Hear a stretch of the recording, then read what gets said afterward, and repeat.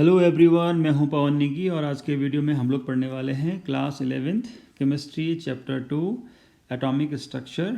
और ये इस लेक्चर का फोर्थ पार्ट है, राइट। तो अभी तक 3 पार्ट में हम लोग देख चुके हैं काफ़ी कुछ, जिसमें बोर्स एटॉमिक मॉडल और साथ में हमने देखा था dual nature of matter, uncertainty principle, इसके साथ साथ क्वांटम मैकेनिक्स, और फिर हमने देखा था शेप्स ऑफ ऑर्बिटल्स, राइट। तो ये सारी बातें हम देख चुके हैं up to the part 3 of the this chapter. तो आज पार्ट 4 में हम लोग देखने वाले हैं उससे आगे। तो मैं आप एक बार रिवाइज कर देता हूँ। शेप्स ऑफ ऑर्बिटल में मैंने बताया जो एस ऑर्बिटल हैं they are spherical in shape, right. जो पी ऑर्बिटल हैं वो डम्बल शेप के होते हैं and there are 3 p orbitals, p x, p y, p z. इसके बाद हमने कहा था d orbitals, there are 5 d orbitals, d x y, d y z, d z x and d x two y two and d z two, right. तो ये 5 orbitals और इनके shape हमने देखे थे। इसके बाद हम इस सब जो भी अभी तक हमने पढ़ा है उसको समराइज करते हैं, राइट। तो हमने क्या कहा, जो इलेक्ट्रॉन हैं they are revolving around the nucleus, ठीक होगा। और जहां इलेक्ट्रॉन के फाइंड आउट होने की प्रोबेबिलिटी सबसे ज़्यादा है, that region is called orbitals. तो सबसे पहले होगा शेल, जिसको हम एन से डिनोट करते हैं, 1 2 3 4, और इसको के एल एम एन से भी आप डिनोट कर सकते हैं। सो शेल के अंदर होता है सबशेल, सबशेल के अंदर होता है orbital, right. So first shell में एक ही सबशेल है 1s, और वही 1s जो है वो ऑर्बिटल की तरह भी काम करता है। और हम देख चुके हैं पोलीज एक्सक्लूजन प्रिंसिपल। तो पोलीज एक्सक्लूजन प्रिंसिपल क्या कहता है, that N orbital can hold maximum 2 electrons. तो जो 1s केवल एक ऑर्बिटल है उसमें कितने इलेक्ट्रॉन आएंगे, 2। तो हम ऐसा भी कह सकते हैं that first shell contain maximum 2 electrons, और इसके लिए फॉर्मूला क्या है, 2n², जो हम पहले से जानते हैं, राइट। तो यहाँ n की वैल्यू मैं 1 रखूंगा तो ये 2 आएगा। अब ये 2 ही क्यों आ रहा है वो अभी हमें समझ में आ रहा है, because first shell contain 1 subshell and that 1 subshell contains only 1 orbital and 1 orbital can hold maximum 2 electron according to the Pauli's exclusion principle. तो ये आंसर आ जाता है 2। सेकेंड शेल में देखिए there are 2 subshell, 2s and 2p। 2s में केवल एक orbital होगा 2s, इसमें मैक्सिमम कितने इलेक्ट्रॉन आएंगे, 2। और जो 2p सबशेल है दैट कंटेन्स 3 ऑर्बिटल्स, जिसको मैंने बताया आपको 2px, 2py, 2pz, और हर ऑर्बिटल में कितने इलेक्ट्रॉन आता है, 2। सो 2 + 2 + 2 ये हो गया 6। तो जो सेकेंड शेल है that contains total how many electrons, maximum number of electrons 2 + 6 that is 8। तो आप इस फॉर्मूले से भी रख के देख सकते हैं। So the second shell contains 2 subshell and how many orbitals? 1 orbital is this and 3 orbital is this. So total there are 4 orbitals. यहाँ पे केवल एक ही ऑर्बिटल था, राइट। तो नंबर ऑफ इलेक्ट्रॉन हो गए 8। सो आप ऑर्बिटल के नंबर को ट्वाइस भी कर सकते हैं। सो 4 2 8, 1 2 2। इसके बाद थर्ड शेल में आप देखिए there are 3 subshell, 3s, 3p and 3d. Right, so in 3s subshell, this is 3s, so there is 3s orbital, ये हो जाएगा 3px, 3py and 3pz। Please इसको करेक्ट कर लीजिए। So it is 3s orbital, 3px, 3py, 3pz, और there are 5 orbitals more obtained from 3d subshell, 3dxy, 3dy z, 3dzx, 3dx2y2 and 3z2। so these are 5, so 1 orbital, 3 orbital and 5 orbital, right. So this 1 orbital contains maximum 2 electron, these 3 orbitals contain maximum 6 electrons and these 5 orbitals contains maximum 10 electrons, so total is 18। अगर हम number of orbital count करेंगे, so 5 + 3 + 1, so it is 9, so 9 2 18। और अगर आप फॉर्मूले से भी रख के देखिए तब भी आपको पता चलेगा, right. In the same way अगर आप देखेंगे एन शेल में, so there are 4 subshell, 4s, 4p, 4d and 4f। So 4s subshell contains 1 orbital, 4p subshell contains 3 orbital, 4d contains 4d subshell contains 5 orbitals and 4f subshell contain 7 orbital. So total अगर आप count करेंगे 7 plus 5 plus 3 plus 1 that is 16. So this one orbital contains maximum 2 electron.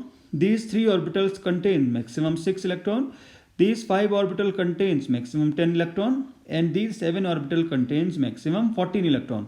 सबको आप add करेंगे तो ये आ जाएगा 32, right. सो 16 2 जो 32, या आप ऐसा भी रख सकते हैं 2n स्क्वायर. तो ये जो 2n स्क्वायर हम फॉर्मूला लगा रहे हैं वो कैसे लगा रहे हैं? On the basis of this one, on the basis of this one, right. तो आई होप आप लोगों को ये चीज़ें समझ में आई होंगी और ये बहुत इंपॉर्टेंट होने वाली हैं आगे when we will write the electronic configuration of the elements, right. तो ये इतना हो गया है, आई होप आपको समझ में आ रहा होगा. इसके बाद हम देख रहे हैं energy level diagram. Energy level diagram का मतलब है जो सबशेल हैं विद इन अ शेल और जो ऑर्बिटल हैं विद इन अ सबशेल, उनकी रिलेटिव एनर्जी कैसी है उसको हम कहते हैं एनर्जी लेवल डायग्राम. तो हाइड्रोजन के लिए एनर्जी लेवल डायग्राम और फिर बाकी सारे एटम्स के लिए एक एनर्जी लेवल डायग्राम. तो इन सब में डिफरेंस क्या है? Because hydrogen contains only 1 electron, so और बाकी सारे जो एलिमेंट हैं that contains more than 1 electron. ये डिफरेंस है. इसलिए हाइड्रोजन के लिए एक एनर्जी लेवल डायग्राम और जो बाकी एलिमेंट बच गए हैं उन सब के लिए एक एनर्जी लेवल डायग्राम, राइट. तो यहां पर आप देखिए जो 1s है उसकी एनर्जी सबसे कम है, right. So first energy level हुआ, आप ऐसा भी लिख सकते हैं n इक्वल टू 1, यहाँ हो जाएगा n इक्वल टू 2, यहाँ हो जाएगा n equal to 3 and so on. So n equal to 1 का मतलब है this is closest to the nucleus. Suppose this is nucleus, this is n equal to 1, then n equal to 2 and so on. So जो n equal to 1 वाला होगा वो nucleus के सबसे पास है और सबसे ज़्यादा अट्रैक्टिव फोर्स वो फील कर रहा होगा न्यूक्लियस का. तो जितना ज़्यादा अट्रैक्शन होगा उतनी कम एनर्जी होगी, राइट. सो सबसे कम एनर्जी किसकी होगी? 1s की, फर्स्ट एनर्जी लेवल में, क्योंकि एक ही ऑर्बिटल है. अब आप देखिए n equal to 2. So in n equal to 2 there are 4 orbitals which are this 2s and 2px, 2py and 2pz. So in चारों ऑर्बिटल की एनर्जी क्या है? एक जैसी है, 2s और 2px, 2py, 2pz. इन चारों ऑर्बिटल की एनर्जी एक जैसी, इसीलिए एक लाइन में दिख रहे हैं. ये वाला एक्सिस क्या डिनोट कर रहा है? एनर्जी. तो यहाँ से ऊपर जब जाएंगे सो n इक्वल टू 2 की जो एनर्जी है वो n इक्वल टू 1 से ज़्यादा है. And there are 4 orbitals within n equal to 2 which have same energy. और जो सेम एनर्जी वाले ऑर्बिटल्स हैं उनको हम कहते हैं degenerate orbitals, right. Orbitals of the same energy are called degenerate orbitals. इसके बाद हम आगे चलते हैं n equal to 3. So in n equal to 3 there are how many orbitals? 3s, 3px, 3py, 3pz, right. उसके बाद आ जाएगा 3dxy, 3dyz, 3dzx. इसके बाद 3dx2, y2 and 3dz2, right. So this is what 3d. So there are 5 3d orbitals. So all these orbitals have same energy. 3s, 3p and 3d में जितने भी orbitals हैं उन सब की energy same है. इसका मतलब है in case of hydrogen the energy depends only on the value of n, not on the value of L. क्योंकि इन सब के लिए क्या है? n का वैल्यू 1, यहाँ पर 1 है. और सेकेंड एनर्जी लेवल में जितने ऑर्बिटल हैं सबके लिए n की वैल्यू 2 है, राइट. और यहाँ पे इन सब की वैल्यू n की वैल्यू 3 है. इनके लिए L की वैल्यू अलग अलग होगी, S के लिए अलग होगी, P के लिए अलग होगी और D के लिए अलग होगी. But the value of energy is not depending upon the value of L. It is depending on the value of n only. That means higher the value of n, the higher is the energy, right. So this is the energy level diagram for hydrogen. इसके बाद हम देखते हैं multi electron atom के लिए energy level diagram. तो hydrogen को छोड़ के बाकी सारे एलिमेंट कैसे हैं? मल्टी इलेक्ट्रॉन एटम हैं. तो आप देखिए मल्टी इलेक्ट्रॉन एटम के लिए सबसे कम एनर्जी 1s की, उसके बाद 2s की। अब 2s और 2p की एनर्जी सेम नहीं है, 2p की एनर्जी यहाँ ज़्यादा हो गई, राइट। फिर आता है 3s और इससे ज़्यादा एनर्जी है 3p की। हाइड्रोजन के केस में ये सब एक जैसे थे, 3s 3p 3d एक जैसे थे, बट यहाँ ऐसा है नहीं, राइट। इसका भी रीज़न हम आपको बता रहे हैं। सो 3p की एनर्जी ज़्यादा है, 3p के बाद 3d नहीं है, 3p के बाद किसकी एनर्जी है 4s, उसके बाद 3d, इसके बाद 4p, then 5s, then 4d, then 5p, then 6s, then 4f and so on। तो ये सारा सीक्वेंस आपको याद रखने की भी ज़रूरत नहीं है। आपको क्या करना है, एक लाइन में लिख देना है 1s, 2s, 3s, 4s, 5s, 6s, 7s, 8s and so on. इतना भी सफिशिएंट होगा। फिर एक स्पेस छोड़ के यहाँ लिख देना है आपको p में। सो 2p, क्योंकि 1 में तो p होता नहीं है, सो 2 में ही p होगा। सो 2 के पैरेलल हमने यहाँ लिख दिया 2p, 3p, 4p, 5p, 6p and 7p।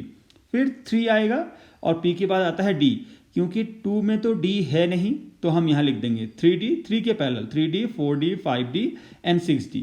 फिर आप लिखेंगे f, d के बाद f, और क्योंकि 3 में तो f है नहीं, 4 से शुरू होता है, तो हमने 4 के पैरेलल लिख दिया 4f, 5f and so on. अब आप एक लाइन यहाँ से खींचिए।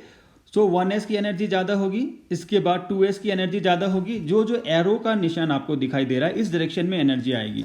सो 1s, 2s, इसके बाद यहाँ से देखिए 2s के बाद 2p, देन 3s, 3s के बाद 3p, इसके बाद आ रहा है 4s, 4s के बाद 3d, then 4p, then 5s, ये आ रहा है। 5s के बाद एनर्जी किसकी हो रही है 4d, 5p and 6s, 6s के बाद देखिए एनर्जी किसकी है 4f, 5d, 6p, 7s, 7s के बाद एनर्जी किसकी है 5f, 6d, 7p and 8s। So in this way the energy will increase. तो आपको ये डायग्राम बनाना है और इसमें याद करने जैसा भी कुछ नहीं है, राइट।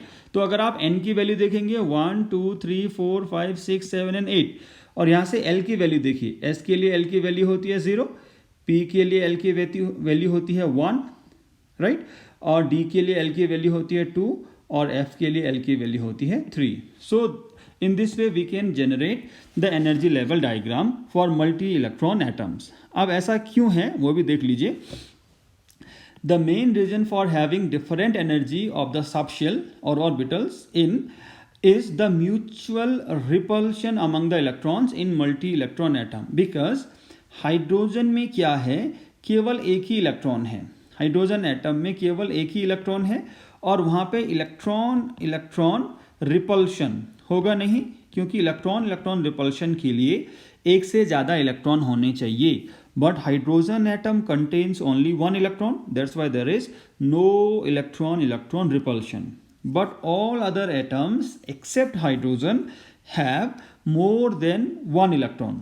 तो जब एक से ज़्यादा इलेक्ट्रॉन होंगे, एटलीस्ट अगर 2 भी होंगे, तो वहाँ पे इलेक्ट्रॉन रिपल्शन होगा, राइट। मतलब एक इलेक्ट्रॉन अगर यहाँ और आ गया तो ये एक दूसरे को क्या करेंगे, रिपेल करेंगे। सो इसी रिपल्शन की वजह से क्या होता है, ये जो एनर्जी का सीक्वेंस है वो चेंज हो जाता है और हमें ऐसा सीक्वेंस मिलता है, right. So this was the energy level diagram for multi electron atom. इसमें एक और रूल है जिसको हम कहते हैं n+ रूल। सिंपल रूल क्या है, अगर हम हाइड्रोजन के लिए कहेंगे, अगर n की वैल्यू 1 और n की वैल्यू 2 है तो ज़्यादा एनर्जी किसकी होगी, n की वैल्यू 2, राइट। कई बार इससे भी नहीं निकलती है एनर्जी अगर हम मल्टी इलेक्ट्रॉन की बात करें, मल्टी इलेक्ट्रॉन एटम की बात करें। सो एक है 3d और एक है 4s, और जब तक हम ये डायग्राम नहीं बनाएंगे तो हमें पता भी नहीं चलेगा किसकी एनर्जी ज़्यादा है। तो ऐसे केस में हम एक रूल फॉलो करते हैं जिसको हम कहते हैं n+ रूल। तो इनके लिए हम क्या निकालेंगे, n+l की वैल्यू निकालेंगे, 4s के लिए भी और 3d के लिए। तो 4s के लिए n कितना होगा 4 और s कितना होगा 0, तो ये आ जाएगा 4। 3d के लिए n कितना होगा 3 और s कितना होगा, सॉरी l कितना होगा, d के लिए l कितना होता है s p d 0 1 एंड 2, सो 2, सो ये कितना हो जाएगा 2, सो 3 + 2 5। तो इसका मतलब है जिसके लिए n+l की वैल्यू ज़्यादा होगी उसकी एनर्जी ज़्यादा होगी। So 3d has more value of n+l than 4s. For 4s, the value of n+l is 4, while for 3D it is 5. That's why the energy of 3D is more than that of 4s. Right, I hope ये आपको समझ में आया होगा. इसके बाद है जो इलेक्ट्रॉन की एनर्जी है वो किन किन फैक्टर्स पे डिपेंड करती है. Right, so factors affecting the energy of electron in an atom. तो number 1 is nuclear charge. Right, तो न्यूक्लियर चार्ज जितना ज़्यादा होगा, इसमें हम लिख देते हैं डायरेक्टली प्रोपोर्शनल. राइट, तो न्यूक्लियर चार्ज जितना ज़्यादा होगा उसमें क्या होगा, उतनी ज़्यादा न्यूक्लियर चार्ज जितना ज़्यादा होगा उतनी कम एनर्जी होगी. राइट, इन्वर्सली प्रोपोर्शनल तो हो गया, सॉरी. मान लीजिए एक न्यूक्लियस है जिसमें क्या है 2 पॉजिटिव चार्ज है और एक न्यूक्लियस है जिसमें क्या होगा 3 पॉजिटिव चार्ज है. तो ये जो 2 पॉजिटिव चार्ज वाला न्यूक्लियस है ये भी एक इलेक्ट्रॉन को अट्रैक्ट करेगा और जो 3 पॉजिटिव चार्ज वाला न्यूक्लियस है वो भी क्या करेगा, इलेक्ट्रॉन को अट्रैक्ट करेगा. तो ज़्यादा अट्रैक्शन किस में होना है, ज़्यादा अट्रैक्शन होना है इस वाले में, 3 पॉजिटिव चार्ज वाले में. राइट, तो जितना ज़्यादा अट्रैक्शन उतना कम energy. Right, so nuclear charge, the more is nuclear charge the less is the energy. So nuclear charge मान लीजिए NC is inversely proportional to the energy of electron. ये आपको मैंने बताया ऐसा क्यों है, जितना ज़्यादा न्यूक्लियर चार्ज होगा उतना ज़्यादा अट्रैक्शन होगा in between the nucleus charge, the positive charge of the nucleus and the negative charge of the electron. That's why energy क्या होगी, कम होगी. राइट, इसके बाद है प्रिंसिपल एनर्जी लेवल. तो वो मैं आपको बता चुका हूँ, जितना ज़्यादा प्रिंसिपल एनर्जी लेवल होगा उतनी ज़्यादा एनर्जी होगी. n=1 और n=2 में ज़्यादा एनर्जी किसकी होगी, n=2 की. इसके बाद है the presence of electron in the lower energy level. ये थोड़ा अच्छा पॉइंट है. मान लीजिए ये न्यूक्लियस है, ये एक एनर्जी लेवल है और ये एक और एनर्जी लेवल है. जो फर्स्ट एनर्जी लेवल है that can hold maximum 2 electron और यहाँ पे 1 इलेक्ट्रॉन है मान लीजिए. तो ये लिथियम एटम बन गया. सो अब क्या होगा, ये हो गया multi electron atom. So in multi electron atom the inner electron का मतलब यहाँ पे क्या है, जो पहले एनर्जी लेवल में ये जो 2 इलेक्ट्रॉन हैं. So in an multi electron atom the inner electron shields the outermost electron from the nucleus. मतलब जो न्यूक्लियस इसको अट्रैक्ट करने वाला है आउटर मोस्ट शेल को, इनके बीच में एक और इलेक्ट्रॉन आ गए हैं. तो जो आउटर वाला इलेक्ट्रॉन है वो कम अट्रैक्टिव फोर्स फील करेगा न्यूक्लियस का, क्योंकि इस आउटर मोस्ट इलेक्ट्रॉन और न्यूक्लियस के बीच में क्या आ गए हैं, कुछ और इलेक्ट्रॉन आ गए हैं. Right, so therefore the outermost electron feels reduced attractive force of the nucleus and this is called the shielding effect or screening effect. तो इस स्क्रीनिंग इफेक्ट की वजह से भी क्या होगा, जो आउटर इलेक्ट्रॉन है उसकी एनर्जी और बढ़ जाएगी, क्योंकि अट्रैक्टिव फोर्स अगर कम हो रहा है तो क्या होगा, एनर्जी बढ़ जाएगी. राइट, सो जितना ज़्यादा स्क्रीनिंग इफेक्ट होगा या शील्डिंग इफेक्ट होगा उतना ज़्यादा क्या होगा, एनर्जी होगी. राइट, और ये शील्डिंग इफेक्ट कब पॉसिबल है, जब जिस इलेक्ट्रॉन की हम बात कर रहे हैं, मान लीजिए हम इस इलेक्ट्रॉन की बात कर रहे हैं, इसके और न्यूक्लियस के बीच में कुछ और इलेक्ट्रॉन होंगे, इसके और न्यूक्लियस के बीच में कुछ और इलेक्ट्रॉन होंगे, तभी ये शील्डिंग हो पाएगी. राइट, शील्डिंग ऐसा भी है कि एक स्क्रीन की तरह काम कर रहा है दोनों के बीच में. एक और एग्जाम्पल से हम समझते हैं. मान लीजिए आपके पास एक मैग्नेट है. राइट, ये एक मैग्नेट है और एक और मैग्नेट है. राइट, 2 मैग्नेट हैं और अगर आप इनके ऑपोजिट पोल को, नॉर्थ और साउथ को एक दूसरे के कांटेक्ट में लाएंगे तो आपको पता है इनमें क्या होता है, अट्रैक्शन होता है. बट अगर आप यहाँ बीच में कोई ऑब्जेक्ट रख दें, यहाँ बीच में कोई ऑब्जेक्ट अगर आप रख दें तो ऑब्वियस सी बात है इनके बीच में अट्रैक्शन क्या हो जाएगा, कम हो जाएगा. Attraction will be less. तो ये जो ऑब्जेक्ट है ये किसकी तरह काम कर रहा है, स्क्रीन की तरह काम कर रहा है. तो अट्रैक्शन लेस हो गया तो एनर्जी बढ़ गई. इन द सेम वे यहाँ क्या हो रहा है, in between the nucleus and the electron concern, जिनकी हम बात कर रहे हैं, उनके बीच में कुछ और इलेक्ट्रॉन हैं. तो ये और इलेक्ट्रॉन क्या करेंगे, शील्ड करेंगे आउटर मोस्ट इलेक्ट्रॉन को from the inner electron. Right, तो क्या होगा, आउटर मोस्ट इलेक्ट्रॉन कम अट्रैक्टिव फोर्स फील करेगा of the nucleus and it's energy will increase. Right, इसके बाद जो इम्पॉर्टेंट टॉपिक है इसमें और जो बहुत बेसिक और बहुत काम का है वो है electronic configuration of the atoms. अब हमने क्लास 10th में भी इलेक्ट्रॉनिक कॉन्फ़िगरेशन पढ़े हैं, इवन क्लास 9 से हम पढ़ रहे हैं, तो वो हमने देखा है शेल्स में, राइट, KLM। और हम क्या कहते हैं, first energy level can hold maximum 2 electron, second can 8, third can hold 18 and 32 and so on. और कुछ और रूल अप्लाई करके हम क्या लिखते हैं, इलेक्ट्रॉनिक कॉन्फ़िगरेशन लिखते हैं। बट वैसा इलेक्ट्रॉनिक कॉन्फ़िगरेशन अभी हम नहीं लिख पाएंगे 11th में। अभी हमें किस में लिखना है, सबशेल और ऑर्बिटल्स में लिखना है। तो जब भी हम इलेक्ट्रॉनिक कॉन्फ़िगरेशन लिखें तो 3 रूल्स हमें फॉलो करने होते हैं। उसमें से पहला है पॉलीज एक्सक्लूजन प्रिंसिपल। तो पॉलीज एक्सक्लूजन प्रिंसिपल हम ऑलरेडी डिस्कस कर चुके हैं और उसका कंक्लूजन ये निकलता है कि कोई भी ऑर्बिटल हो दैट कंटेन्स मैक्सिमम 2 इलेक्ट्रॉन, कोई भी ऑर्बिटल हो, चाहे वो 2px है, 2py है, 2pz है या dxy, dyz, dzx और dx2y2 और dz2, कोई भी ऑर्बिटल हो, इसमें मैक्सिमम कितने इलेक्ट्रॉन आएंगे, 2। तो ये ज़्यादा डिस्कस करने की ज़रूरत नहीं है। दूसरा जो हमने पढ़ना है वो है ऑहबो प्रिंसिपल, राइट।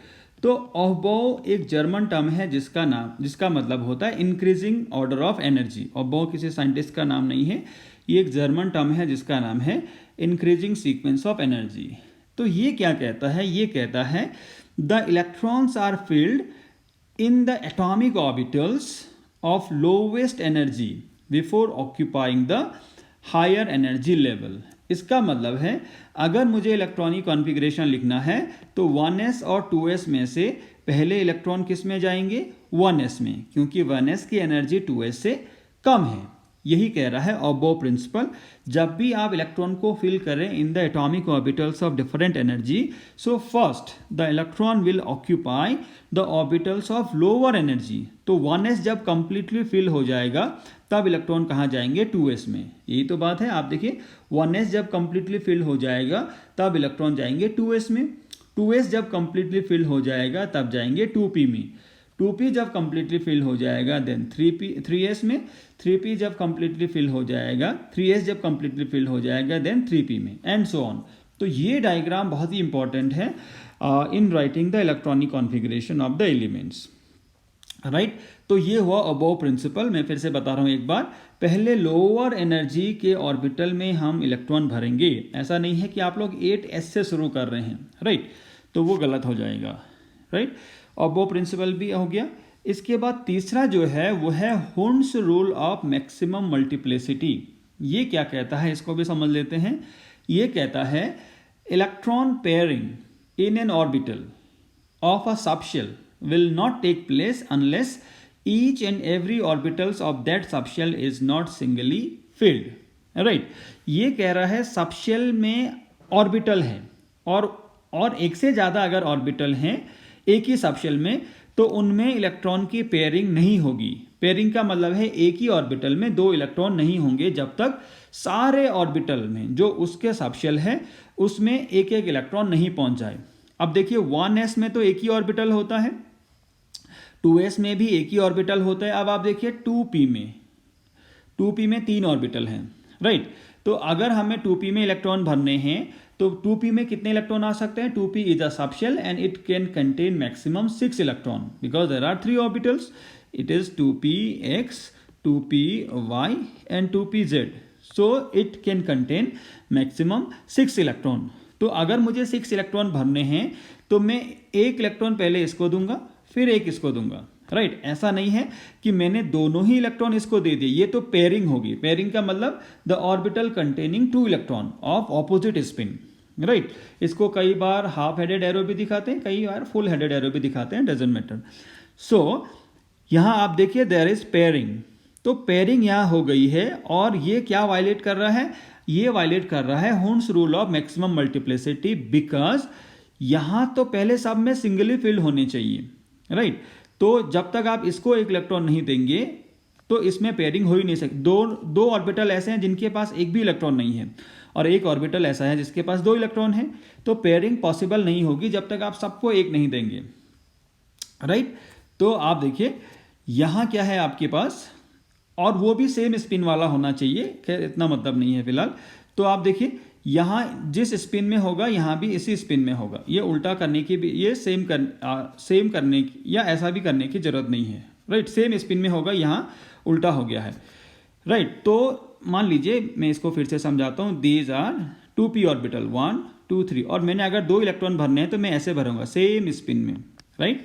मैं इनको ऐसे भी नहीं भर सकता हूँ, 1 2 ऐसे भी नहीं भर सकता हूँ, राइट। ये ऑपोजिट स्पिन कब होगा, जब एक ही ऑर्बिटल में इलेक्ट्रॉन होंगी, राइट। तो ये है p में 1 गया, p में 2 गया, फिर p में 3 गए, p3 ऐसा होगा। आपको कहा जाए कि p3 का इलेक्ट्रॉनिक कॉन्फ़िगरेशन लिखिए, और अगर आपने ऐसा लिख दिया 1 2 3 1 2, दोनों 2 इसको दे दिए, 1 इसको दे दिया और इसको मिला नहीं, तो ये किसका वायलेशन है, अगेन हुंड्स रूल का, राइट। क्योंकि यहाँ पेयरिंग हो गई है और ये इसमें एक भी इलेक्ट्रॉन नहीं आया, राइट। ये सिंगली फिल्ड है ही नहीं और इसमें आपने 2 इलेक्ट्रॉन दे दिए, तो ऐसा नहीं होगा, ऐसा होगा। इसको हम आगे भी देखेंगे। So this is what the Hund's rule of maximum multiplicity. तो 3 रूल आपको ध्यान रखने हैं before writing the electronic configuration, right. अब हम लोग लिखने वाले हैं electronic configuration from hydrogen to zinc, right. So आप देखिए हाइड्रोजन का इलेक्ट्रॉनिक कॉन्फ़िगरेशन है, हाइड्रोजन का इलेक्ट्रॉनिक एटॉमिक नंबर है 1, राइट। हाइड्रोजन का एटॉमिक नंबर है 1। तो 1 इलेक्ट्रॉन किस में जाएगा, 1s में, राइट। तो 1s में 1 इलेक्ट्रॉन, तो 1s1 ऐसा लिख सकता हूं मैं इसको। और कई बार इसको क्या करते हैं, जो ऑर्बिटल है वो तो स्फेरिकल शेप का है, तो बार बार शेप ना बना के हम क्या करते हैं, एक बॉक्स बना लेते हैं। तो ये हो जाएगा 1s और इसमें 1 इलेक्ट्रॉन, तो ये किसका इलेक्ट्रॉनिक कॉन्फ़िगरेशन हो गया, हाइड्रोजन का। और कौन सा रूल फॉलो हमने किया, aufbau principle, lower energy level से शुरू किया, राइट। उसके बाद है He, हीलियम का एटॉमिक नंबर 2, तो ये क्या हो जाएगा 1s2। ये कौन सा रूल है कि 1s में 2 इलेक्ट्रॉन जाएंगे, ये है पॉलीज एक्सक्लूजन प्रिंसिपल, राइट। तो इसको मैं ऐसा भी लिख सकता हूं 1s and 2, ऑपोजिट होगा, स्पिन ऑपोजिट होना चाहिए, again according to the Pauli's exclusion principle, right. अब यहां पर आप देखिए 1s कंप्लीटली फिल हो गया है। इसके बाद इलेक्ट्रॉन कहां जाएंगे, ये है लिथियम, अगला एटम है लिथियम 3। तो इसका मैं क्या लिखूं, देखिए 1s1 कंप्लीट हो गया है और 1s में 2 इलेक्ट्रॉन चले गए, तीसरा इलेक्ट्रॉन जाएगा 2s में, तो ये हो जाएगा 1s2, एक कॉमा आप लिखिए 2s1, राइट। और ज़्यादातर जो हमें मतलब होता है वो होता है आउटर मोस्ट शेल के इलेक्ट्रॉन से, तो ये शेल नंबर 1, ये शेल नंबर 2, चाहो तो आप ऐसा भी लिख सकते हैं 1s एंड 2s। तो 1s में 2 इलेक्ट्रॉन हैं और 2s में केवल 1 इलेक्ट्रॉन है, राइट। इसके बाद क्या होगा, लिथियम के बाद होगा बेरिलियम, तो बेरिलियम होगा 4। तो आप देखिए अगेन इसमें जाएगा अभी इलेक्ट्रॉन, क्योंकि इसमें 2 इलेक्ट्रॉन आ सकते हैं, so it is 1s2 2s2, तो ये यहाँ हो जाएगा 1s2 और ये हो जाएगा 2s2। So these are the electronic configuration of the first 4 element, right. I hope आप लोगों को समझ में आ रहा होगा। अब मैं लिखता हूँ नेक्स्ट एलिमेंट का इलेक्ट्रॉनिक कॉन्फ़िगरेशन, दैट इज 5, ठीक है। सो लिथियम के बाद आता है boron. So boron is what, B, इसका एटॉमिक नंबर है 5। अब आप देखिए 2s भी कंप्लीटली फिल हो गया, बिकॉज इसमें एक ही इलेक्ट्रॉन आ सकता है, सॉरी 2 इलेक्ट्रॉन मैक्सिमम आ सकते हैं, वो आगे अब कहाँ जाएगा, 2p में जाएगा। तो मैं इसमें लिख सकता हूँ 1s2 2s2 2p1, right, 2p1। और अगर मैं इसको डायग्राम से समझाऊं तो मुझे केवल वैलेंसी शेल के इलेक्ट्रॉन से ही मतलब है, ये 1s2 मैं नहीं लिखूंगा, तो मैं ऐसा भी लिख सकता हूँ, केवल वैलेंसी शेल में लिख रहा हूँ। कंप्लीट इलेक्ट्रॉनिक कॉन्फ़िगरेशन में आप पूरा लिख सकते हैं, बट यहाँ पे मैं वैलेंसी शेल लिख रहा हूँ, तो सो इट इज 2s और ये क्या है 2p। तो ये क्या हो जाएगा 2s में 2 इलेक्ट्रॉन और 2p में 1 ही इलेक्ट्रॉन, तो ये क्या है आपके पास, ये है बोरॉन, राइट। ये बोरॉन का इलेक्ट्रॉनिक कॉन्फ़िगरेशन हो गया। इसके बाद अब बोरॉन के बाद आता है कार्बन। तो कार्बन में क्या होगा, कार्बन में हो जाएगा, यहाँ आ जाएगा 6, राइट। तो कार्बन के में आ गया 6, एक इलेक्ट्रॉन बढ़ गया। तो अभी जो P वाला सबशेल है that contain 6 electron, maximum 6 electron. तो जो अगला इलेक्ट्रॉन है वो भी कहाँ जाएगा, इसी में जाएगा। तो ये हो जाएगा 1s2 2s2 2p2 और एक इलेक्ट्रॉन यहाँ बढ़ जाएगा। अगेन यहाँ पे इलेक्ट्रॉन का पेयरिंग नहीं हुआ according to horns rule of maximum multiplicity, right. तो ये है कार्बन का electronic configuration 1s2 2s2 2p2, या मैं ऐसा भी लिख सकता हूँ इसको। तो आई होप आपको ये समझ में आ रहा होगा। कार्बन के बाद आता है आपका नाइट्रोजन, राइट। तो नाइट्रोजन का एटॉमिक नंबर है n = 7। तो ये क्या हो जाएगा, अभी यहाँ 6 इलेक्ट्रॉन जब तक नहीं आए आप P में ही भरते जाएंगे। तो ये हो जाएगा 1s2 2s2 2p3। 2p3 का मतलब यहाँ भी एक बढ़ जाएगा। अब आप देखिए 1s2 2s2 2p3, तो सारे P में क्या है, एक एक इलेक्ट्रॉन हो गया है। It is singly field. अब जो इलेक्ट्रॉन जाएगा वो क्या होगा, पेयर हो जाएगा अकॉर्डिंग टू द हॉर्न्स rule of maximum multiplicity, right. तो नाइट्रोजन के बाद आता है ऑक्सीजन। तो मैं यहाँ लिख देता हूँ 8, यहाँ लिख लेता हूँ O। सो O और इट इज 8, और यहाँ 3 की जगह क्या हो जाएगा, ये हो जाएगा 4। तो 4 करने के लिए मुझे क्या करना पड़ेगा, यहाँ एक इलेक्ट्रॉन को पेयर कर देना पड़ेगा, और वो भी ऑपोजिट स्पिन का, राइट। सो पेयरिंग सबसे पहले कहाँ स्टार्ट हो रही है, इन द ऑक्सीजन P में, right. So this is electronic configuration of oxygen. Oxygen के बाद जो आएगा वो आएगा फ्लोरीन 9, राइट। तो मैं ऑक्सीजन की जगह में लिख देता हूँ fluorine. So this is fluorine, F से डिनोट करते हैं, और ये है 9, राइट। तो यहाँ क्या होगा, यहाँ एक इलेक्ट्रॉन बढ़ जाएगा। So it is 1s2 2s2, ये हो जाएगा 2p5। तो एक और पेयर हो गया, ये है फ्लोरीन का इलेक्ट्रॉनिक कॉन्फ़िगरेशन, राइट। तो आप देखिए मैं P में इलेक्ट्रॉन भरते जा रहा हूँ, कब तक, जब तक क्या नहीं हुआ, वो कंप्लीटली फिल नहीं हो गया। अभी एक और इलेक्ट्रॉन आएगा नियॉन में, राइट। एक और इलेक्ट्रॉन आ सकता है क्योंकि एक और खाली है। तो अगला जो है एटॉमिक नंबर 10 वाला एलिमेंट आपको पता होगा, ये है नियॉन, राइट। तो ये है 10। तो यहाँ क्या हो जाएगा, ये हो जाएगा 6, 1s2 2s2 2p6। तो ये हो जाएगा कंप्लीटली फिल्ड, राइट। तो यहाँ आप देखिए यहाँ पे क्या हो गया है, जो 2p सबशेल है वो कंप्लीटली फिल हो गया है। और अगर आप इसको शेल में देखेंगे तो मैंने इलेक्ट्रॉनिक कॉन्फ़िगरेशन बताया 1s2 2s2 2p6। तो फर्स्ट शेल में मैक्सिमम कितने इलेक्ट्रॉन है, 2। सेकंड शेल में 2 + 6 8। तो ये क्या है, इनर्ट गैस है, राइट। इसके बाद नियॉन के बाद आता है 11 में है सोडियम। तो आप देखिए 2p कंप्लीटली फिल्ड हो गया है। सो electron will enter into 3s। Electron किस में एंटर करेगा, 3s में एंटर करेगा। 3s में एंटर करने का मतलब है एक इलेक्ट्रॉन जाएगा 3 में। तो सोडियम का इलेक्ट्रॉनिक कॉन्फ़िगरेशन जिसका एटॉमिक नंबर है 11, तो ये क्या हो जाएगा 1s2 2s2 2p6। इसके बाद हो जाएगा 3s1, राइट। तो मैं केवल वैलेंसी शेल ही लिखता हूं क्योंकि ये तो हो गया कंप्लीट यहां तक। तो मैं लिखता हूं वैलेंसी शेल में क्या होगा, सोडियम 3s में क्या है 1 इलेक्ट्रॉन, राइट। तो आई होप इतना आपको समझ में आ रहा होगा। इसके बाद सोडियम के बाद जो अगला एलिमेंट है वो आपको पता होगा, वो क्या है, मैग्नीशियम। और मैग्नीशियम का होता है 12 एटॉमिक नंबर। मैग्नीशियम का कितना होता है, 12 एटॉमिक नंबर होता है। तो Mg12। तो क्या होगा, एक इलेक्ट्रॉन और आ सकता है 3s में। तो ये हो जाएगा 1s2 2s2 2p6 and 3s2, right. अगर मैं ऐसा लिखूं तो 3s ये बन जाएगा 2, बाकी अंदर वैसे ही रहेगा। तो मैग्नीशियम भी हो गया। सो मैग्नीशियम में आप देखिए 3s कंप्लीटली फिल हो गया है। इसके बाद जो इलेक्ट्रॉन जाएगा वो कहाँ जाएगा, वो जाएगा 3p में।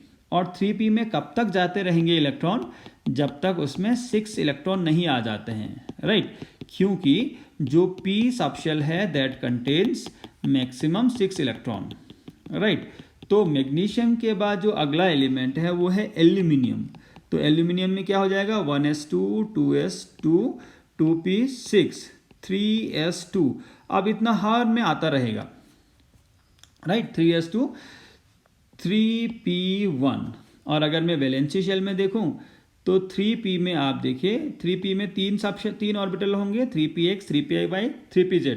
तो ये 1 यहाँ हो गया, राइट।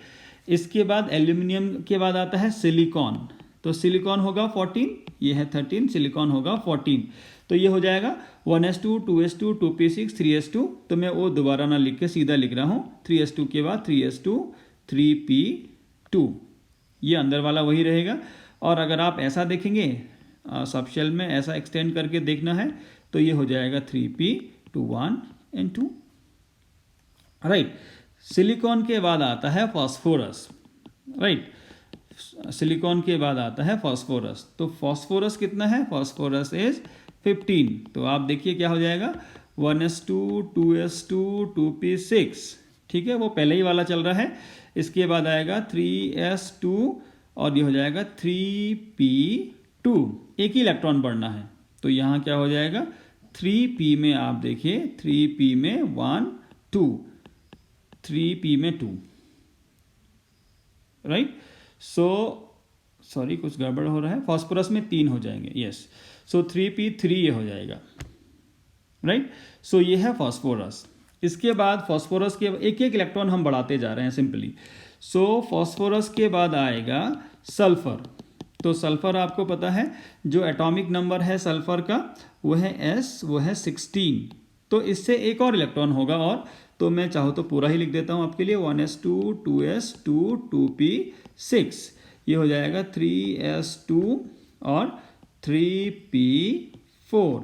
तो p में 4, तो अगेन यहाँ पे क्या होगा पेयरिंग होगा इलेक्ट्रॉन का। मैं केवल 3p को दिखा रहा हूँ 1 2 3। सो 1 2 3 and 4। तो ये किसका हो गया सल्फर का इलेक्ट्रॉनिक कॉन्फ़िगरेशन हो गया, राइट। सल्फर के बाद आता है क्लोरीन। सो क्लोरीन का जो एटॉमिक नंबर है वो है 17। सो क्लोरीन हो गया 17। तो एक इलेक्ट्रॉन बढ़ जाएगा तो ये हो जाएगा 1s2, 2s2, 2p6, 3s2 और ये हो जाएगा 3p5। और हमें क्या करना है एक इलेक्ट्रॉन और ऐड कर देना है, राइट। क्लोरीन के बाद 18 में आ जाता है आर्गॉन, राइट। सो आर्गॉन क्या होगा, argon is denoted by AR, right. तो यहाँ हो जाएगा 18। तो यहाँ एक इलेक्ट्रॉन बढ़ के कितना हो जाएगा 6। तो ये हो गया 6। तो आप देखिए जो आर्गॉन है उसमें 3p भी क्या हो गया है कंप्लीटली फिल हो गया है, राइट। और अगर मैं इसका शेल्स में इलेक्ट्रॉनिक कॉन्फ़िगरेशन देखूंगा तो इसका इलेक्ट्रॉनिक कॉन्फ़िगरेशन क्या होगा, इसका इलेक्ट्रॉनिक कॉन्फ़िगरेशन होगा ये देखिए फर्स्ट शेल में 2 इलेक्ट्रॉन, सेकेंड शेल में 2 + 6 8 इलेक्ट्रॉन, थर्ड शेल में 2 + 6 8 इलेक्ट्रॉन। सो 2 8 8 यही जो आपने लोअर क्लासेस में पढ़ा है। तो आर्गन में आप देखिए क्या हो गया है p शेल कंप्लीटली फिल हो गया है। अब किस में जाएंगे इलेक्ट्रॉन 4s में। तो पोटेशियम 19। अब एक आपको मैं शॉर्टकट बता रहा हूँ इलेक्ट्रॉनिक कॉन्फ़िगरेशन लिखने का, इतना आपको बार बार लिखने की ज़रूरत नहीं है, राइट। काफ़ी लेंदी हो जाता है, चाहो तो आप लिख सकते हैं क्योंकि ये 18 इलेक्ट्रॉन आर्गन में जाएंगे। तो अब आर्गन का पोटेशियम का इलेक्ट्रॉनिक कॉन्फ़िगरेशन में लिख सकता हूँ आर्गन के हो गए 18। आर्गन के कितने हो गए 18। जो नेक्स्ट इलेक्ट्रॉन जाएगा वो किस में जाएगा 4s में। तो उसके बाद लिखूंगा मैं सीधा 4s1। ऐसा आप पहले भी लिख सकते थे नियॉन के बाद, बट इतना हम लोग को लिखना ही चाहिए, राइट। सो पोटेशियम का इलेक्ट्रॉनिक कॉन्फ़िगरेशन ये हो गया 19। इसके बाद देखिए कैल्शियम 20। तो कैल्शियम 20 क्या होगा आर्गन 18, क्योंकि 4s में 2 इलेक्ट्रॉन आ सकते हैं तो ये हो जाएगा 4s2। तो यहां पर आने को क्या हो गया है 4s भी कंप्लीटली फिल हो गया है। So these are the electronic configuration of first 20 elements जो आपको बिना किसी डाउट के आने ही चाहिए, राइट। तो आई होप आप लोगों को इतना समझ में आया होगा electronic configuration in subshell and orbital from hydrogen up to the calcium. इसके बाद जो इलेक्ट्रॉनिक कॉन्फ़िगरेशन है वो है डी ब्लॉक एलिमेंट का, जो हम आगे पढ़ने वाले हैं। तो हम एक बार लिख लेता हूं मैं कैल्शियम का मैंने लिखा जिसका एटॉमिक नंबर था 20। तो इसका मैंने इलेक्ट्रॉनिक कॉन्फ़िगरेशन लिखा है कितना, आर्गन में गए 18 और ये हो गया 4s2 2, राइट। यहाँ देखिए, अब 4s के बाद इलेक्ट्रॉन कहाँ जाना है? आप देखिए 4s के बाद इलेक्ट्रॉन जाना है 3d में, राइट। और 3d में मैक्सिमम कितने इलेक्ट्रॉन जा सकते हैं? आपको पता है d में होते हैं 5 ऑर्बिटल, सो 5 टू द 10। तो अगले 10 जो एलिमेंट हैं वो यहीं भरे जाएंगे 3d में, राइट। तो इसके जो 21 है वो है स्कैंडियम 21। तो स्कैंडियम का इलेक्ट्रॉनिक कितना कॉन्फ़िगरेशन हो जाएगा? आर्गन 18 क्या होगा? 4s के बाद 3d में, तो 4s2 3d1, ये इलेक्ट्रॉनिक कॉन्फ़िगरेशन है स्कैंडियम का। अब क्योंकि 3 नंबर 4 से छोटा है, भले आप इसको ऐसा भी लिखिए, कोई दिक्कत नहीं है, बट कई सारा बुक्स में ये आपको ऐसा भी लिखा मिलेगा, आर्गन 18 3d1 4s2। ये केवल हमारी कन्वीनियंस के लिए है, क्योंकि 3 वाला जो शेल है वो न्यूक्लियस के ज़्यादा नज़दीक होगा। भले उसकी एनर्जी ज़्यादा हो गई है कुछ और रीजन्स की वजह से, बट वो क्या होगा? न्यूक्लियस के ज़्यादा नज़दीक होगा, इसलिए उसको हम आगे लिख लेते हैं। So it is better to write electronic configuration of scandium like this 3d1 4s2, right. इसके बाद स्कैंडियम के बाद आता है टाइटेनियम। सो टाइटेनियम कितना है? 22। तो 22 में एक और इलेक्ट्रॉन चला जाएगा d में, तो ये हो जाएगा आर्गन 18 3d2 4s2। ये है टाइटेनियम का इलेक्ट्रॉनिक कॉन्फ़िगरेशन। इसके बाद वेनेडियम 23, स्कैंडियम टाइटेनियम वेनेडियम, तो ये हो जाएगा आर्गन 18 3d3 4s2। कोई भी डाउट नहीं है, अभी भी डी में ही भरे जाएंगे जब तक ये डी में 10 नहीं हो जाते हैं। वेनेडियम के बाद आता है क्रोमियम, और क्रोमियम को आप देखिए ये हो जाएगा 24। तो नॉर्मली क्या होना चाहिए था सीक्वेंस? 3r आर्गन 18 3d4 और 4s2 ऐसा होना चाहिए था, बट इलेक्ट्रॉनिक कॉन्फ़िगरेशन ऐसा होता नहीं है। ये एक्सेप्शनल केस है जिसको आपने बहुत डिटेल में समझना है। तो आप देखिए इसका इलेक्ट्रॉनिक कॉन्फ़िगरेशन हो क्या जाता है? इसका इलेक्ट्रॉनिक कॉन्फ़िगरेशन हो जाता है आर्गन 18 3d5 4s1। ये इसका इलेक्ट्रॉनिक कॉन्फ़िगरेशन है।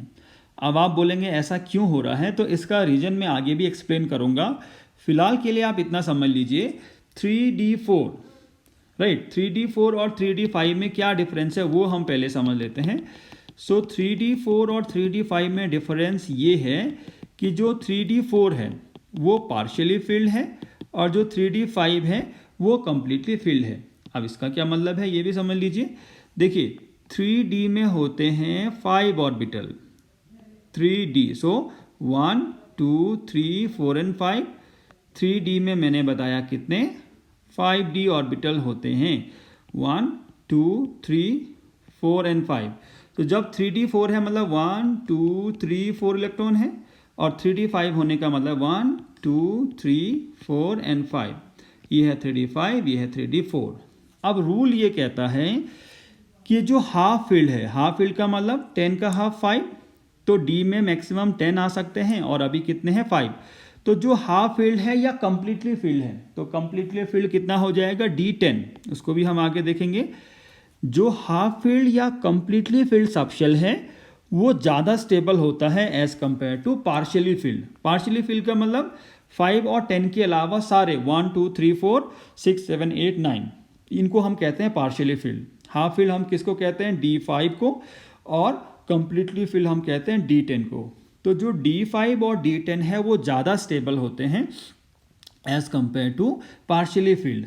इसलिए एक 4s इलेक्ट्रॉन यहाँ से यहाँ आ जाता है और ये क्या बन जाता है? 3d5 4s1। So this is the electronic configuration of chromium. ये आपको अच्छे से समझना पड़ेगा, इसको और भी मैं आगे एक्सप्लेन करूँगा। तो क्रोमियम के बाद आता है मैंगनीज, राइट, Mn, ये है 25। तो आप बताइए इसका इलेक्ट्रॉनिक कॉन्फ़िगरेशन क्या होना चाहिए? अगर इलेक्ट्रॉन d में जाता है तो ये हो जाएगा d6, और इलेक्ट्रॉन s में अगर जाता है तो ये हो जाएगा 4s2, और यहाँ d5 भी रहेगा। तो d5 तो स्टेबल है, तो इसलिए मैंगनीज का इलेक्ट्रॉनिक कॉन्फ़िगरेशन हो जाता है argon 18 3d5 4s2। So this is the electronic configuration of manganese, right. So manganese के बाद मैंगनीज के बाद आता है आयरन, मैंगनीज के बाद आता है आयरन। अब मैंगनीज में देखिए हो क्या रहा है, मैंगनीज में 3d5 कम हाफ फिल हो गया, 4s पूरा ही फिल है, तो अगला इलेक्ट्रॉन कहाँ जाना है, ऑब्वियस सी बात है ये जाएगा डी में ही जाएगा। तो मैंगनीज के बाद है आयरन, ये है 26, तो ये कितना हो जाएगा, ये हो जाएगा आर्गॉन 18, ये हो जाएगा 3d6 4s2, राइट। इसके बाद है कोबाल्ट, CO, C बड़ा है O छोटा है, दोनों आप बराबर बना देंगे तो वो कार्बन मोनोऑक्साइड हो जाएगा, राइट। सो कोबाल्ट हम लिखते हैं C capital O small, so cobalt is 27, तो एक और इलेक्ट्रॉन आ जाएगा, तो ये हो जाएगा आर्गन 18 3d7 4s2। इसके बाद होता है नियॉन। सो नियॉन क्या है, नियॉन है 28, सो ये हो जाएगा आर्गन 18 3d8 4s2, ठीक। ये केवल एक इलेक्ट्रॉन हमने ऐड किया है। अब आर्गन निकल के बाद कोबाल्ट के बाद आता है निकल, आयरन कोबाल्ट निकल, निकल के बाद आता है आपके पास कॉपर, सो कॉपर इज 29, तो ये कितना होगा। अब आप देखिए अगेन एक्सेप्शन एक होगा, अगर मैं नॉर्मली लिखूंगा तो इसका इलेक्ट्रॉनिक कॉन्फ़िगरेशन होगा आर्गन 18 3d9 4s2। एक और अल्टरनेटिव है, वो क्या है, आर्गन 18 3d10 4s1।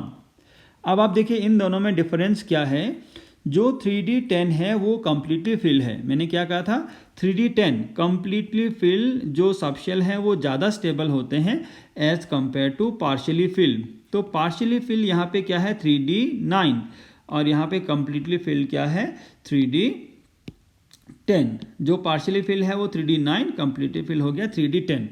तो out of 3d9 and 3d10, 3d10 is more stable, right, that's why the electronic configuration is of copper is 3d10 4s1। so ये electronic configuration नहीं होता है, ये होता है।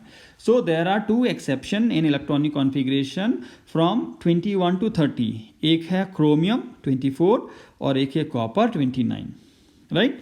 इसके बाद एक इलेक्ट्रॉनिक एक एटम रह जाता है अप टू 30 वाली रेंज में, जो है जिंक, राइट। सो जिंक क्या है आपका 30। अब आप देखिए जिंक में 30th इलेक्ट्रॉन कहाँ जाएगा, 4s में ही जाएगा क्योंकि 3d तो फिल है, तो ये क्या हो जाएगा argon 18 3d10 4s2। So these are the electronic configuration of first 30 elements, और फिलहाल के लिए इतना सफिशिएंट होगा आपके लिए। तो आई होप आपको ये इलेक्ट्रॉनिक कॉन्फ़िगरेशन समझ में आए होंगे। दो एक्सेप्शन हैं, एक है आपके पास कॉपर का और एक है आपके पास क्रोमियम का। एक और टॉपिक में इसमें बता देता हूं आपको, आयंस का इलेक्ट्रॉनिक कॉन्फ़िगरेशन हम कैसे लिखें। तो आयंस दो टाइप के होते हैं, आपको पता होगा आयंस दो टाइप के होते हैं, एक होते हैं कैटायंस जिनमें इलेक्ट्रॉन चले जाते हैं, और एक होते हैं एनायंस जिसमें इलेक्ट्रॉन आते हैं, राइट। तो उनके इलेक्ट्रॉनिक कॉन्फ़िगरेशन हम एक बार लिखते हैं। तो मान लीजिए मेरे पास क्लोरीन एटम है Cl, तो आपको इसका इलेक्ट्रॉनिक कॉन्फ़िगरेशन अगर याद होगा तो 1s2 2s2 2p6 3s2 3p5, I hope आपने सही लिखा है 17। ये है electronic configuration of chlorine atom. अब क्लोराइड आयन का मतलब है Cl, तो मतलब 17 + 1, इसमें 18 इलेक्ट्रॉन हो गए हैं, तो वो 18th इलेक्ट्रॉन कहाँ जाएगा, वो आएगा, राइट। तो किस में आएगा 3p में अभी जगह बाकी है, तो एक इलेक्ट्रॉन यहाँ आ जाएगा। तो क्लोराइड आयन का इलेक्ट्रॉनिक कॉन्फ़िगरेशन हो जाएगा 1s2 2s2 2p6 3s2 3p6, ये है क्लोराइड आयन का इलेक्ट्रॉनिक कॉन्फ़िगरेशन, राइट। तो एनायन में हमने इलेक्ट्रॉन ऐड करने हैं। कैटायन का अगर मैं लिखूं, मान लीजिए सोडियम है, तो इसका electronic configuration 1s2 2s2 2p6 3s1। Sodium ion में अगर बना रहा हूं तो एक इलेक्ट्रॉन जाएगा इससे, राइट। तो एक इलेक्ट्रॉन जाएगा, मतलब जो आउटर मोस्ट शेल है वहीं से इलेक्ट्रॉन जाएगा, तो इसका इलेक्ट्रॉनिक कॉन्फ़िगरेशन हो जाएगा 1s2 2s2 2p6, ये है, राइट। एक और एग्जांपल मैं आपको देता हूं, आयरन। आयरन का इलेक्ट्रॉनिक कॉन्फ़िगरेशन हमने अभी लिखा है, वो क्या है, आर्गन 18 3d6 4s2। और अगर मैं आपको कहूँ आप आयरन 3 पॉजिटिव का इलेक्ट्रॉनिक कॉन्फ़िगरेशन लिखिए, तो 3 पॉजिटिव का मतलब है 3 इलेक्ट्रॉन जाएंगे। तो 3 इलेक्ट्रॉन कहाँ से जाएंगे, पहले जाएंगे आउटर मोस्ट शेल से। तो आउटर मोस्ट शेल में 2 इलेक्ट्रॉन हैं, 2 यहाँ से गए, 3 जाने हैं, तो 1 यहाँ से जाएगा, तो ये बच जाएगा आर्गन 18 3d5। और अगर मैं आपको कहूँ आप आयरन 2 पॉजिटिव का लिखिए, तो 2 पॉजिटिव का मतलब है केवल यही 2 इलेक्ट्रॉन जाएंगे, इलेक्ट्रॉन आउटर मोस्ट शेल से ही जाएगा, राइट। तो इसका इलेक्ट्रॉनिक कॉन्फ़िगरेशन हो जाएगा argon 18 3d6। So this was all about the electronic configuration of atoms and ions. I hope आप लोगों को ये समझ में आ रहा होगा। इसके बाद एक लास्ट टॉपिक इस चैप्टर में बच जाता है, वो है जो हमने कहा था कुछ एक्सेप्शनल इलेक्ट्रॉनिक कॉन्फ़िगरेशन है। जैसे हमने कहा क्रोमियम में क्या होता है, आर्गन 18 ये होता है 3d5 4s1। ये क्या नहीं होता है, ये नहीं होता है आर्गन 18 3d4 4s2, ये होता है, ये नहीं होता है। तो ऐसा क्यों है, उसका रीजन मैंने आपको बताया, because stability of half filled and completely filled subshell, right. The half filled and completely filled subshells are more stable than the partially filled subshell. ये मैंने आपको फैक्ट बताया। इसके रीजन 2 हैं। ऐसा क्यों होता है, number 1 reason is symmetrical arrangement. अब आप देखिए सिमेट्रिकल स्ट्रक्चर हमेशा ज़्यादा स्टेबल होता है, राइट। जैसे आप अपने आप को भी देखिए, अगर आप अपने 2 पैरों पर खड़े हैं तो आप ज़्यादा स्टेबल रहेंगे, सिमेट्री है। बट अगर आप अपना एक पैर उठा देंगे तो सिमेट्री में आप नहीं रहेंगे, तो आपका जो बैलेंस है वो बिगड़ जाएगा, राइट। तो क्या होगा, कोई पर्सन है, अगर वो 2 पैरों पे खड़ा है, मान लीजिए ये कोई इंसान है और ये 2 पैरों पे खड़ा है, तो ये सिमेट्रिक अरेंजमेंट है, राइट। तो ये ज़्यादा स्टेबल रहेगा, गिरेगा नहीं। और अगर ये अपना एक पैर उठा देता है, मान लीजिए, तो ऐसा कर देता है अगर, तो ये ज़्यादा स्टेबल हुआ नहीं, ये जल्दी गिर जाएगा, राइट। तो इन द सेम वे जो सिमेट्रिकल अरेंजमेंट है वो ज़्यादा स्टेबल होते हैं। क्यों, अब आप देखिए हाफ फील्ड में ये सिमेट्रिकल है या नहीं है। सिमेट्रिकल का मतलब सब में एक जैसा है, 1 1 1। यहाँ देखिए कंप्लीटली फील्ड में सब में 2 2 2, तो ये सिमेट्रिकल है। यहाँ देखिए हाफ फील्ड में 1 1 1 1 सब में है, और कंप्लीटली फील्ड में सब में 2 2 2 2 एंड 2। तो जो हाफ फील्ड और कंप्लीटली फील्ड है वो क्या है, सिमेट्रिकल हैं। और ये जो पार्शियली फील्ड है ये है d6, तो ये तो अनसिमेट्रिकल है। Why this is unsymmetrical, because 1 contains 2 and other contains 1, so it is unsymmetrical. तो जो सिमेट्रिकल वाला होगा वो होगा स्टेबल, और जो अनसिमेट्रिकल वाला होगा वो होगा अनस्टेबल, राइट। इसलिए हाफ फील्ड और कंप्लीटली फिल्ड इलेक्ट्रॉनिक कॉन्फ़िगरेशन में जो सबशेल हैं उनको प्रेफरेंस दी जाती है। इसके बाद एक और रीजन है, वो है एक्सचेंज ऑफ एनर्जी का। देखिए the half filled and completely filled electronic configuration are more stable due to large exchange of energy of stabilization. तो energy of exchange of stabilization का क्या मतलब है वो आप देखिए। ये हमारे पास है half field, right, d5 arrangement है। तो एक्सचेंज का मतलब है ये दोनों इलेक्ट्रॉन आपस में एक्सचेंज हो सकते हैं, 1, राइट। ये दोनों इलेक्ट्रॉन आपस में एक्सचेंज हो सकते हैं 2, ये दोनों इलेक्ट्रॉन आपस में एक्सचेंज हो सकते हैं 3, और ये दोनों इलेक्ट्रॉन आपस में एक्सचेंज हो सकते हैं 4। सो 4 एक्सचेंज पॉसिबल हैं 1 इलेक्ट्रॉन के, नंबर 1 इलेक्ट्रॉन की। अब ऐसे नंबर 2 इलेक्ट्रॉन ये इसके साथ हो सकता है, इसके साथ तो पहले हो चुका, वो हम अभी काउंट नहीं करेंगे, राइट। ये इसके साथ हो सकता है, ये इसके साथ हो सकता है। So there are 3 exchanges. अब नंबर 3 इलेक्ट्रॉन का देखिए, इन दोनों के साथ तो पहले हमने काउंट कर लिया है यहाँ और यहाँ। अब आप यहाँ देखिए 1 एंड 2, यहाँ 2 ही एक्सचेंज पॉसिबल हैं। और लास्ट वाले इलेक्ट्रॉन का क्योंकि पहले में हम एक्सचेंज काउंट कर चुके हैं, तो यहाँ देखिए तो एक एक्सचेंज यहाँ भी पॉसिबल है। तो टोटल कितने एक्सचेंज पॉसिबल हो रहे हैं, 4 + 3 + 2 + 1, तो ये आ जाएगा आपका 10। एक बार देखिए एक्सचेंज हम कैसे निकाल रहे हैं, एक बार फिर से देखिए एक्सचेंज हम कैसे निकाल रहे हैं। ये और ये आपस में एक्सचेंज हो सकते हैं, ये और ये हो सकते हैं, ये और ये हो सकते हैं, ये और ये हो सकते हैं। एक एक्सचेंज को हम एक ही बार काउंट कर रहे हैं। तो नंबर 1 इलेक्ट्रॉन के यहाँ कितने एक्सचेंज हैं, 4। अब नंबर 2 इलेक्ट्रॉन के 2 इलेक्ट्रॉन का फर्स्ट इलेक्ट्रॉन के साथ एक्सचेंज हो चुका है, अब वो हम दोबारा काउंट नहीं करेंगे, तो इसके साथ 1 2 एंड 3, तो यहाँ 3 एक्सचेंज पॉसिबल है। नंबर 3 के 1 एंड 2, तो यहाँ 2 एक्सचेंज पॉसिबल है। नंबर 4 का केवल 1, तो 1। सो टोटल 10 एक्सचेंज पॉसिबल है इन D5 which is half filled. अब D4 में अगर आप काउंट करेंगे तो आप देखिए 1 2 एंड 3 एक्सचेंज, दूसरे वाले का 1 एंड 2 एक्सचेंज, तीसरे वाले का 1। सो टोटल कितने एक्सचेंज हो रहे हैं? 6। तो जितना ज़्यादा एक्सचेंज ऑफ एनर्जी होगा उतना ज़्यादा स्टेबिलिटी होगा। सो जो हाफ फील्ड, या अगर आप कंप्लीटली फील्ड के लिए निकालेंगे तो और भी बहुत ज़्यादा आएंगे। So in half filled and completely filled configurations there is large exchange of energy of stabilization. That's why these are more stable than the partially filled subshell, right? So this is the reason for the exceptional electronic configuration of chromium 3d5 4s1 and copper 3d10 and 4s1. Otherwise इनका electronic configuration कैसा होना चाहिए था? 3d4 4s2 and 3d9 4s2, जो कि होता नहीं है। इन दो रीजन की वजह से symmetry and large exchange of energy of stabilization, right. तो इसके साथ ये चैप्टर आपका फिनिश होता है एटॉमिक स्ट्रक्चर। तो इसके टोटल हमने 1 2 3 और 4, तो 4 पार्ट में हमने ये चैप्टर कवर किया है।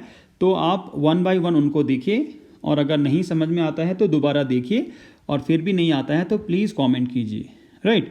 तो इसके साथ ये चैप्टर फिनिश होता है, class 11 second chapter atomic structure. And thank you very much for watching.